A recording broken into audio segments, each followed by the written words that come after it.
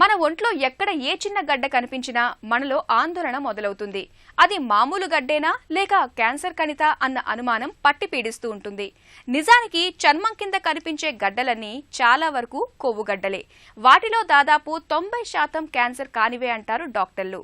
లైపోమాస్గా పిలిచే కొవ్వు గడ్డల గురించి, వాటిని తొలగించే చికిత్సలు, పరిష్కార మార్గాల గురించి ఇప్పుడు తెలుసుకుందాం.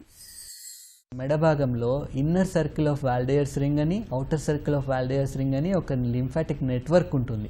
ఏ క్రిములు వచ్చినా కానీ ఫస్ట్ లింఫ్ నోడ్స్కి వెళ్ళి ఆ క్రిములు అన్నవి ఫిల్టర్ అయిన తర్వాతే ఆ లింఫ్ అన్నది మళ్ళీ వీనస్ సిస్టంలోకి ఎంటర్ అవుతుంది. ఒకవేళ అది ఇన్ఫెక్షన్కి సంబంధించవచ్చు అంటే రియాక్టివ్ లింఫాడినోపతి అయితే యాంటీబయాటిక్ వాడితే తగ్గిపోతుంది.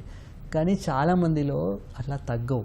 80% థైరాయిడ్ గ్రంథిని వదిలేసి వచ్చిన 80% గడ్డలు, వచ్చిన గడ్డల్లో 80% నియోప్లాస్టిక్ ఉంటాయి.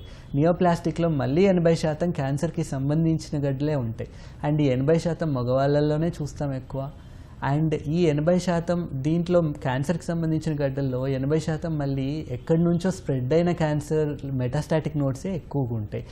అండ్ వాటిల్లో మళ్ళీ 80% తల నుండి, మెడ నుండి స్ప్రెడ్ అయినవే చూస్తాం.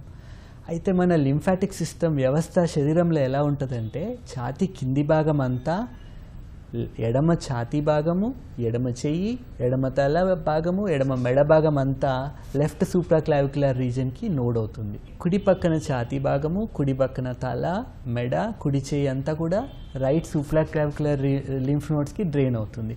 సో ఎక్కడైతే లింఫ్ నోడ్ పెరుగుతుందో దాన్ని బట్టి మనం ప్రాబ్లం ఎక్కడ ఉందన్నది ఐడెంటిఫై చేసుకోవచ్చు.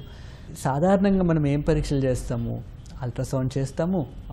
లింఫ్ నోడ్ తగ్గట్లేదు అన్నప్పుడు ఫైన్ నీడిల్ ఆస్పిరేషన్ సైటాలజీ అన్నది చేస్తాము. దీనివల్ల మనకు సైటాలజీ ఏంటి అన్నది తెలుస్తుంది.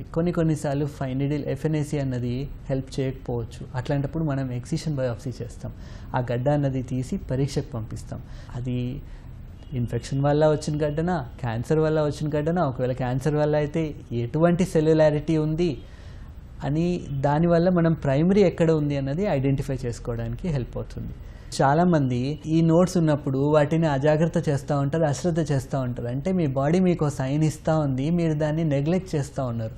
అది కరెక్ట్ టైంలో మీరు ఇంటర్వ్యూన్ అయ్యి మీరు దానికి ఏం చేయాలో చేస్తే రేపు పొద్దున పెద్ద ప్రాబ్లమ్స్ని ప్రివెంట్ చేయొచ్చు. అశ్రద్ధ చేయొద్దండి. ఒకవేళ మీరు ఆగినా కొద్దీ ఇది ఇంకా ఏదైతే డిజీజ్ ఉందో అది ఇంకా స్ప్రెడ్ అవ్వచ్చు.